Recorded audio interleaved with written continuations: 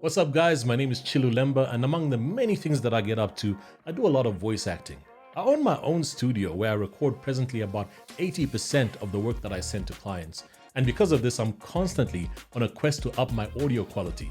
So right now, I want to share with you how the one and only Audio Ninja helped me out with tuning my studio sound. So not so long ago, I purchased the much talked about Apollo Twin X by Universal Audio. I love it. Paired with either my Neumann TLM103 microphone or my Sennheiser 416 shotgun mic, it helps me to supply clients with audio that I'm very proud of.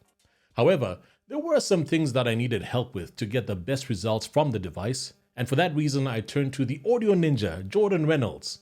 The reason I thought he'd be a perfect fit to help me out is that A, he's a voiceover artist himself, but B, he's also so knowledgeable when it comes to the tech side of things.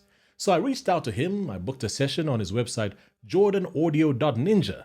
Typically, Jordan will send you a questionnaire that you fill in so that he understands what gear you're working with, what genre of voiceover you find yourself performing mostly in, and he also sends you a script so that you could record something from your studio that he can analyze in his workspace and figure out in more detail how best to help you.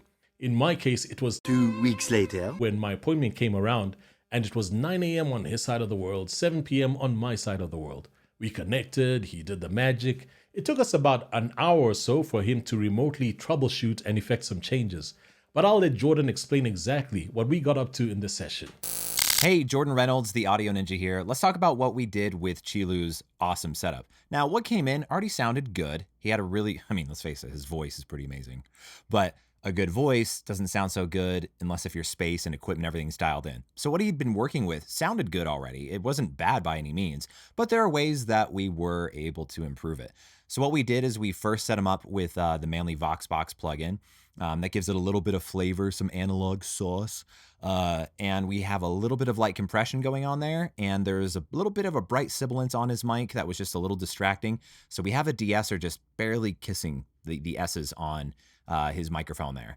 And the next stage in there is that we did a tiny little boost in the high frequencies. I'm talking tiny, just to give it some air and some life to make it kind of shine a bit more. And then after that, he records in a small space like we all do. I record in this booth behind me, and there are resonances where it's kind of muffled tones that build up. That's the nature of recording in a small space. It can kind of sound boxy and hollow. So I'm cutting with EQ, little gentle cuts out of the junk, that little buildup that's occurring in there, to open up his voice and make it sound more natural and clear. And then after that, I'm doing another de-esser that's just, I like to use things in tandem, so there's not one thing that's doing all the work.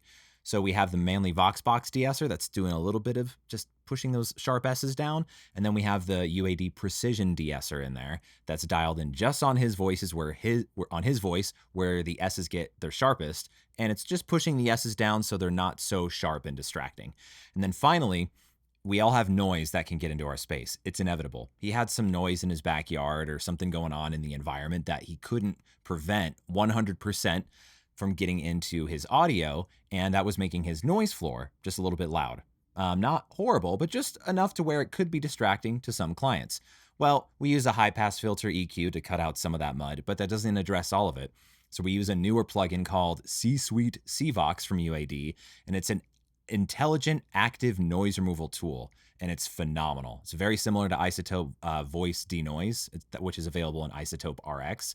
But the difference is with RX, you have to run it on your file afterwards. With C-Suite, you can run it live. That's the power of the UAD Apollos. You can run it live on your voice with all the other stuff I just listed. Sorry about the message. At the same time.